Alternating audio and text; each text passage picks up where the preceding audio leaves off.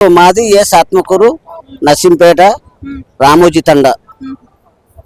మాకు ఇదే రేవంత్ రెడ్డి గారు మాకు నిధులు ఏం రావట్లేవు. దాని గురించి మేము కేసీఆర్ సభకు వస్తున్నాం. ఎన్ని బండ్లు కట్టుకొని వచ్చారు? 16 బండ్లు, బండి వెనక బండి 16 బండ్లు కట్టుకొని వస్తున్నాం. అంటే బండికి ఎంతమంది రైతులు వచ్చినారు? బండికి ఇద్దరు రైతులు వచ్చినారు. అంటే ఎవరి పాలన బాగుండే? మరి మీ కేసీఆర్ పాలన గారు బాగుండేనా, మరి రేవంత్ రెడ్డి గారి పాలన బాగుంది? కేసీఆర్ గారి పాలనే పోతున్నాం. నీళ్ళు లేదు, రైతు బంధు లేదు, రైతు రుణాలు లేదు, ఏమి లేదు. కాబట్టి పోతుంది. ఎన్ని రోజుల నుంచి చేస్తున్నారు? ఒక వారం, 6 రోజులు మేడం. 6 రోజుల నుంచి వస్తున్నాం. కేవలం స్వచ్ఛందంగా మా బండ్లు కట్టుకొని సూర్యాపేట నియోజకవర్గం నుంచి కేసీఆర్ కోసం వస్తున్నాం. 10 ఏళ్ల పాలనలో కాళేశ్వరం నుంచి సూర్యాపేట జిల్లా తుంగతుర్తి కోదాడు సస్యశాలం అయింది. అదే 16 నెలల కాంగ్రెస్ పాలనలో సూర్యాపేట కోదాడు నీళ్లు లేక పొలాలు ఎండిపోయినాయి. మా బాధ కేసీఆర్ గారికి చెప్పుకుందామని ఏమి హామీ ఇస్తాడు అని మేము కేసీఆర్ గారికి స్వచ్ఛందంగా వస్తున్నాం. మరి ఎవరి పాలన బాగుందంటారు? కేసీఆర్ గారి పాలన బాగుందా, రేవంత్ రెడ్డి గారి పాలన బాగుందా? కేసీఆర్ గారి పాలన బాగుంది. 10 ఏళ్ల కాళేశ్వరం అద్భుతంగా ఉందిగా.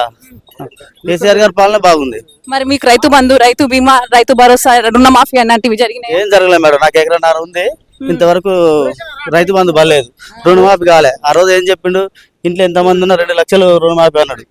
ఇప్పుడు ఏం చేసిండు, 2 లక్షలకు 100 ఎక్కున్నా కానీ రుణమాఫీ చేయట్లేదు.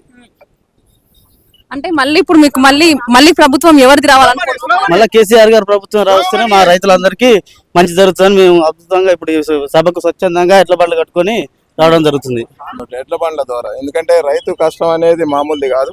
రైతు బాగుంటేనే రాజ్యాలు బాగుంటాయి. ఎద్దు ఏడ్చిన వ్యవసాయం ఎప్పుడు కోసెళ్ళదు, రైతు ఏడ్చిన ప్రభుత్వం ఎప్పుడు కోసెళ్ళదు మేడం. ఎందుకంటే ఈ రోజులలో అలుగులు పోసాయి చెరువులు. ఈనాడు ఏంది పూర్తి స్థాయిలో ఎండిపోయి అలా కనీసం మూగజీవులకు కూడా వాటర్ లేని పరిస్థితి. అంత ఇబ్బందికరం ఉంది. రైతుకు వచ్చింది ఇప్పుడు కష్టం. ఈ 5 సంవత్సరాలంటే ఆత్మహత్యలు అయితే ఇక మళ్ళీ 5 ఏళ్లలో మళ్ళీ మీరు కేసీఆర్ సార్ రావాలి. కేసీఆర్ గారు సార్ వచ్చినప్పుడు బ్రహ్మాండ బంగారు పంటలు పడినాయి. రైతులు ఆనందం. ఐకేపీలలో ఎక్కడ చూసినా వడ్లే. ఒక్కొక్క రైతుకు దాదాపు 6 పుట్లు 7 పుట్లు పడినాయి. ఇవాళ పుట్టేడు ఒడ్లు పడిన పరిస్థితి లేదు. ఎవరికి చెప్పుకోవాలి బాధ? మాకు అవకాశం దొరికింది. రైతులకు ఎన్ని కష్టాలు పడైనా కేసీఆర్ దృష్టి పోవాలి. ప్రభుత్వానికి వ్యతిరేకంగా ఎడ్ల బండ్ల నిరసన వ్యక్తం చేయాలనేది మా బాధ. ఇదే ప్రత్యామ్నాయ మార్గం రైతులకు.